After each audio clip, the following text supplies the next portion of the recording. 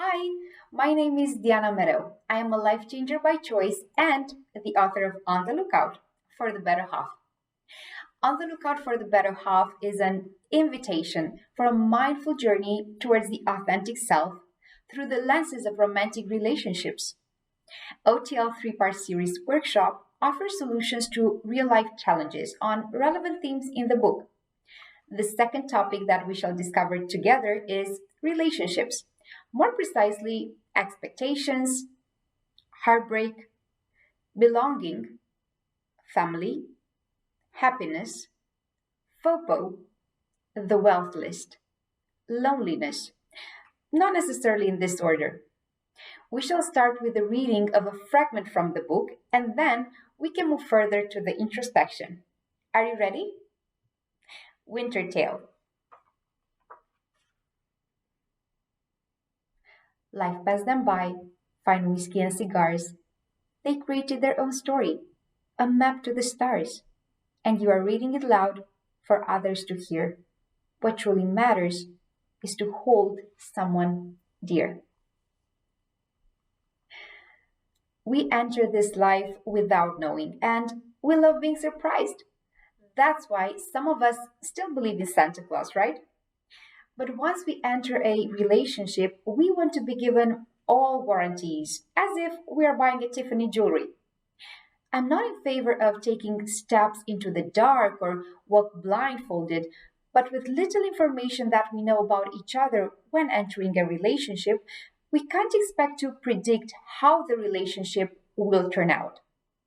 Be honest about where you are in life and openly share your expectations with your partner.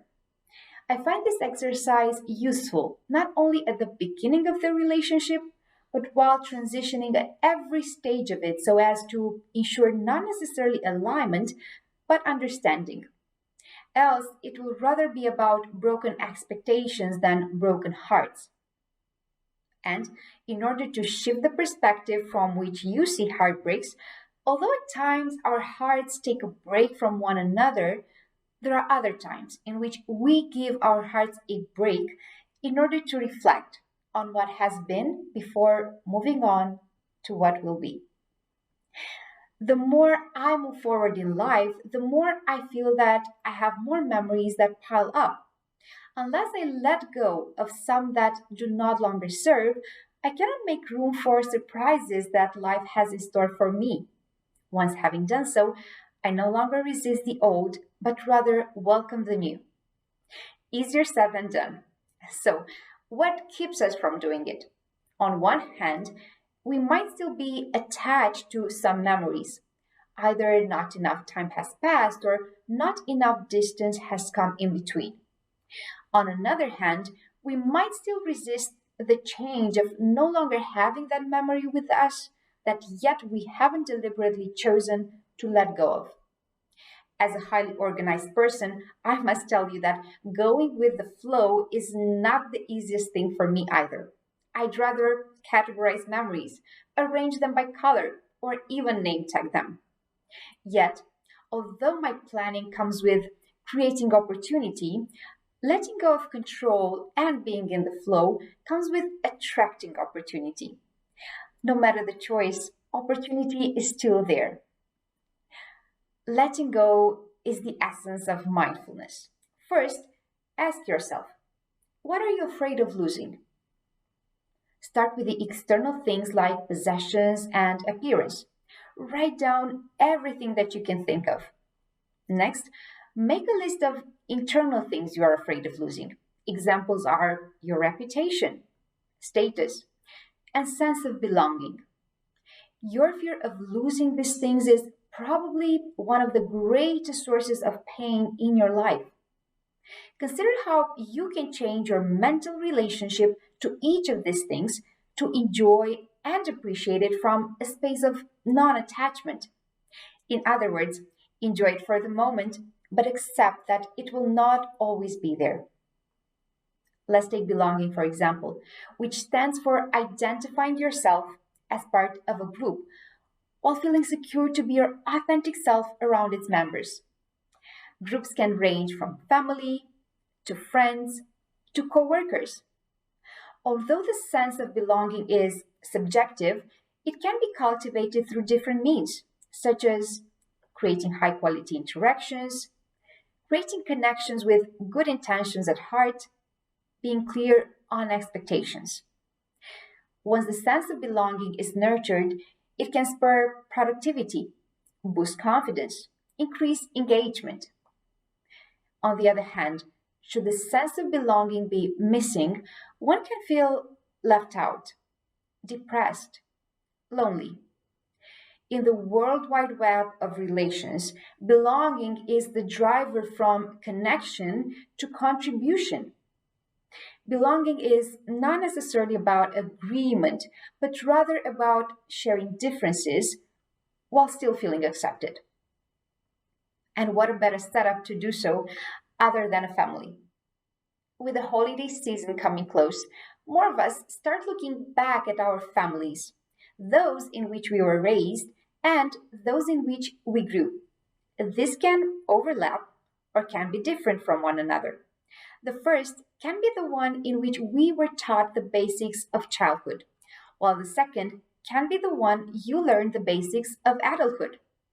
The first can be within the parameters defined by the society, nuclear or extended family, as dictionaries call it, while the second can go beyond to include cohabitation, friendship, globalization. Still, no matter in what kind of family you find yourself in, some of the traits that define a healthy family are respect, support, care, presence, loyalty, calm, trust. What is family for me? Family is about letting go and still feeling safe. Family is about making no plans and that being the best day ever. Family is being loved unconditionally for just being. While advancing our discussion from family relationships to romantic relationships, I shall start with a disclaimer. Although there are a lot of guidelines, research, and advice on this topic, none gives you a secret recipe to success, as that is unique to each of us and adaptable to the relationships we are in. As we have little time, I pick a few relatable topics. The first is purpose. Being unsure about belonging together, not necessarily matching each other's feelings, and not being intentional in defining the relationship is wrong to begin with. The second is understanding. What I find a good fit here is coming in the relationship as whole and aware selves, accepting your partner while inspiring them to grow together. Last but not least is conflict. Navigating the bad while celebrating the good is as important as knowing how to argue, meaning identifying complaints rather than criticism and focus on the context of the fight rather than on the person you are fighting with. The concept of happiness nowadays is declined from societal approval, that we have a certain body image, that we have a successful career, that we are in a perfect relationship.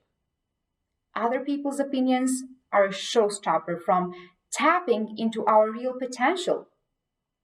But if so, why are we still interested in listening to them? There can be many reasons: being a people pleaser, playing it safe, scared of one's true inner power. Still, while doing so, one becomes anxious, unproductive, fake. How can you then stop being FOPO?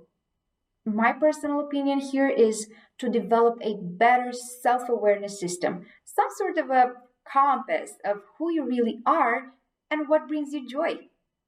Also, another tip would be to make a list of people whose opinions would really matter to you, experts in a certain field you want to further develop in, people living a life you aspire towards, people who know how to spell your name right.